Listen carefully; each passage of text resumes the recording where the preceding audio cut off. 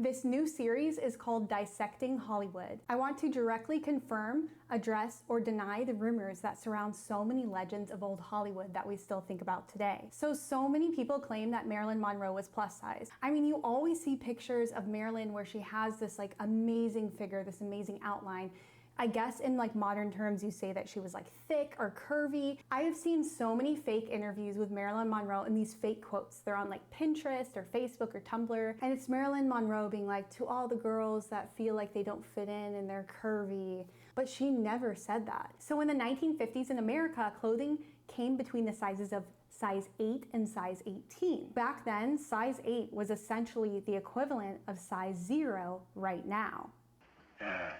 You size 12? Uh-huh. There are photos like this of Marilyn's clothes that were taken out of context or too literal. See, this one blouse says it's a size 14, but in reality, it's a 4 to 6. Hard to really know since Pucci is an Italian brand and their sizes were different.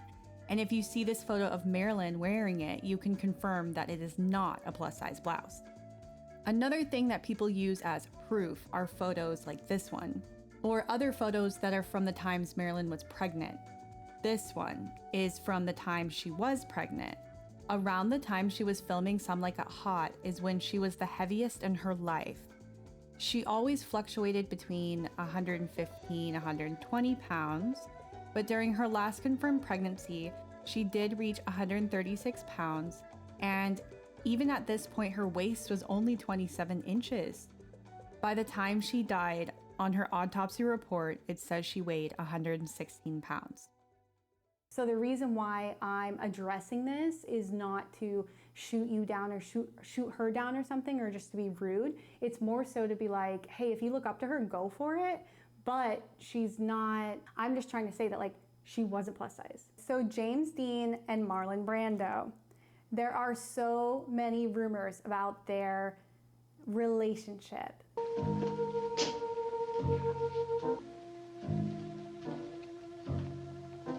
The rumor solidified in pop culture lore with the release of the book James Dean, Tomorrow Never Comes. The author said they would routinely meet for master-slave style sex sessions, with Brando as the top and Dean as the sub, and that Brando enjoyed burning James's body with cigarettes. So we know for a fact the two met at least 3 times on the set of East of Eden, the set of the movie Desiree, and at a party. How could they have had a legitimate, serious, long-term sexual relationship that they hid from the public, that they hid from tons of people like Elizabeth Taylor and like other huge stars, like directors? Nobody has come forward to be like, oh yeah, they were an item. You have to think back to the early 1950s. They had so much to lose. Part of the reason why this rumor needs to be debunked or talked about is because it's kind of funny, because Marlon Brando did not like James Dean. He legitimately has said on record a few times that James Dean was like a disturbed kid, disturbed boy, needed psychiatry, a stalker, obsessed with him. I can't show James Dean's naked autopsy photos on YouTube, of course, but from the few photos I have seen, you can't see self-inflicted scars from the parts of James's body that were still intact after the auto accident. So yes, I'm sorry to break the hearts of some people watching this, but James Dean and Marlon Brando absolutely did not have a sexual relationship. But let's move on and address the third rumor and final rumor that I want to talk about in this episode. So the rumor mill has churned for literally over 100 years that old Hollywood studios used to force their actors to get abortions. This is true. Not only could studios control what their actors were doing every time of day, like where they showed up, when they clocked in, when they left, what they were doing, how they were seen, how they wore their hair, okay. They had something established in 1922 that was called a morality clause. Studio exec William H. Hayes legitimately made this a legal clause in his actors' contracts. So obviously this specific clause wasn't just when you will or will not have an abortion.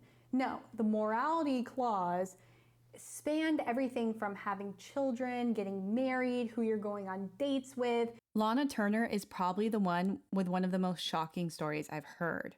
She got 2 abortions, one after a secret affair with Tyrone Power, and another pregnancy of Artie Shaw. Howard Strickling was the head of publicity for MGM Studios. He found out about Lana's pregnancy and arranged for Lana to receive an abortion in 1941. It happened while she was doing a promo tour in Hawaii for a film. The procedure happened without anesthesia in a hotel room while Lana's mother covered Lana's mouth to muffle her screams. 1 week later, Lana was back on set to keep filming Ziegfeld Girls with co-stars Hedy Lamarr and Judy Garland. There were cases like Bette Davis's where she chose to get an abortion before the studio found out, mainly because she was about to do her first major film that earned her first nomination for an Academy Award and kickstarted her career. The fear the studio spread among actors was a way of controlling them and making them act how they wanted, even without saying it. Judy Garland also had 2 abortions at the hand of Howard Strickling, one in 1941 at the age of 19 after getting married to David Rose without the approval of MGM. MGM wanted Judy to keep her innocent image. They were willing to dismiss her disobedience after marrying without their permission, but something they could not stand was Judy having a child. They needed that virginal, pigtail, little girl from Wizard of Oz for a few more years until her growth wasn't able to be hidden from audiences anymore. The second pregnancy was even more scandalous than the first one. In 1943, she was pregnant after a relationship with Tyrone Power, and again the studio performed an abortion. These violations to Judy's right to choose affected her psychologically, among other types of abuse that led her to several nervous breakdowns and suicide attempts. Chasing rainbows,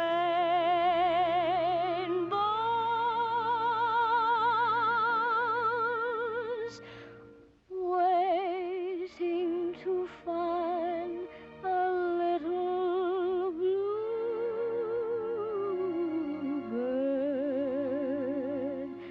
in vain. So if you have any rumors or certain things that you have lingering that you want us to tie up as Hidden Hollywood, please let me know in the comments below. And of course, please subscribe to this channel if you'd like to see more.